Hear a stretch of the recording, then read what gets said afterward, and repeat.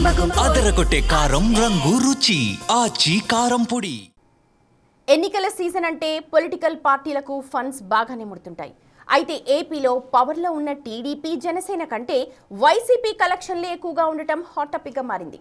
ఇక తెలంగాణలో ప్రతిపక్ష బీఆర్ఎస్ సీన్ రివర్స్ అయింది.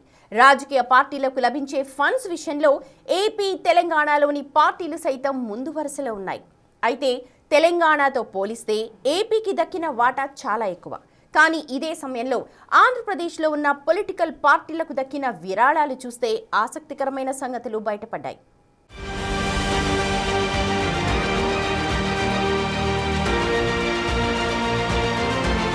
ఏపీలోని అధికార కూటమిలో భాగమైన టీడీపీకి 83 కోట్లు డొనేషన్ల రూపంలో లభించగా జనసేనకు 25 కోట్లు ఫండ్ల రూపంలో వచ్చాయి. అయితే ఇక్కడ కీలకమైన విషయం ఏంటంటే 2023-24 ఆర్థిక సంవత్సరంలో అంటే టీడీపీ ప్రతిపక్షంలో ఉన్నప్పుడు వచ్చిన విరాళాలు 100 కోట్లు కాగా 2024-25 ఫినాన్షియల్ ఇయర్ అంటే టీడీపీ అధికారంలో ఉన్నప్పుడు లభించినవి కేవలం 83 కోట్లు మాత్రమే కావటం ఆసక్తికరంగా మారింది. ఇక జనసేనకు ఎలక్టోరల్ ట్రస్టుల నుంచి ఒక్క రూపాయి కూడా విరాళం కింద లభించలేదు. కానీ వ్యక్తిగతంగా మాత్రం పలువురు 25 కోట్ల రూపాయల మేర అందించారు.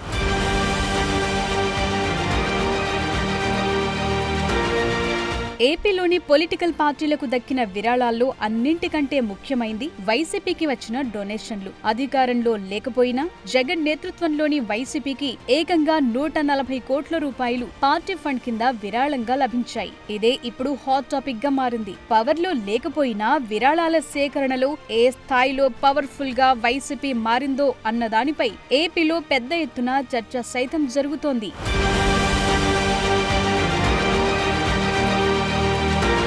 పార్టీల వారీగా టీడీపీకి వచ్చిన విరాళాలను ఓసారి పరిశీలిస్తే ప్రుడెంట్ ఎలక్టోరల్ ట్రస్ట్ ద్వారా టీడీపీకి 40 కోట్లు లభించాయి. నాట్కో ఫార్మా 7 కోట్ల రూపాయలు విరాళంగా ఇవ్వగా వర్సిటీ ఎడ్యుకేషన్ మేనేజ్మెంట్ 5 కోట్లను డొనేషన్ల రూపంలో ఇచ్చింది. తమిళనాడుకు చెందిన Christy fried gram industry, Bengaluru based గా నడిచే యునైటెడ్ టెలిలింక్స్, ప్రకాశం జిల్లా కేంద్రంగా కార్యకలాపాలు సాగించే ప్రియా ఆక్వా ఫార్మ్స్ తలో 2 కోట్లు ఫండ్స్ రూపంలో అందించాయి.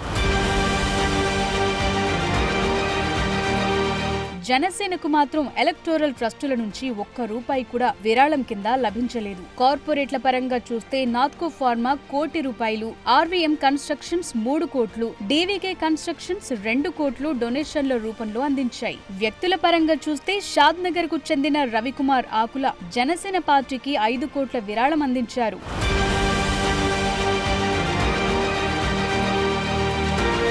ఏపీలో అలా ఉంటే తెలంగాణలో బీఆర్ఎస్ పరిస్థితి మాత్రం రివర్స్ అయ్యింది. ఎలక్టోరల్ బాండ్స్ ఉన్నప్పుడు విరాళాల సేకరణలో మంచి దూకుడు చూపించిన గులాబీ పార్టీ ఆ తర్వాత వెనుకబడింది. పైగా రాష్ట్రంలో అధికారం కోల్పోవటంతో పరిస్థితి మరింత దిగజారిందన్న వాదన వినిపిస్తోంది. అందుకు తగ్గట్లుగానే బీఆర్ఎస్ కు కేవలం 15 కోట్ల రూపాయల మేర మాత్రమే డొనేషన్లు రావటం ఇందుకు నిదర్శనంగా నిలుస్తోంది.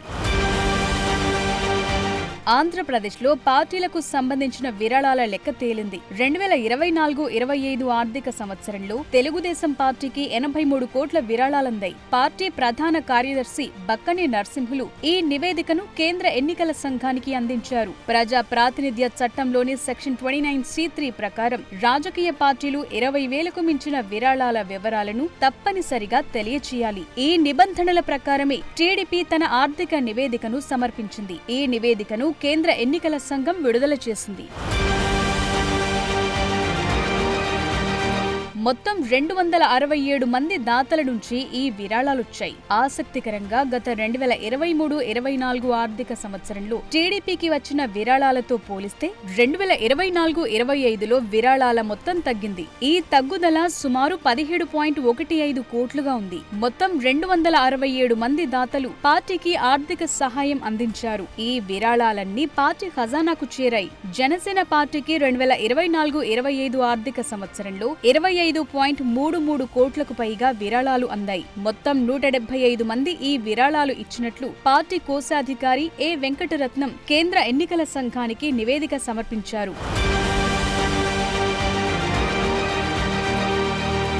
ఈ నివేదిక ప్రకారం జనసేన పార్టీకి వచ్చిన మొత్తం విరాళాల విలువ 25,33,16,513. వైసీపీకి మొత్తం 37 మంది దాతల నుంచి 140.03 కోట్ల విరాళాలొచ్చాయి. పలు కంపెనీల నుంచి ఈ విరాళాలొచ్చినట్లు తెలుస్తోంది.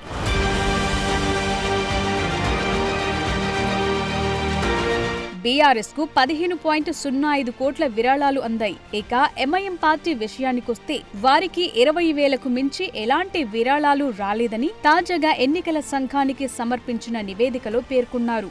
దేశవ్యాప్తంగా రాజకీయ పార్టీలు తమ ఆదాయ వివరాలను ఎన్నికల సంఘానికి తప్పనిసరిగా తెలియచేయాలి. 20,000కు పైబడిన విరాళాల వివరాలను వెల్లడించాల్సి ఉంటుంది. గతంలో సుప్రీంకోర్టు కూడా రాజకీయ పార్టీల విరాళాలకు సంబంధించి కీలక ఆదేశాలు జారీ చేసింది.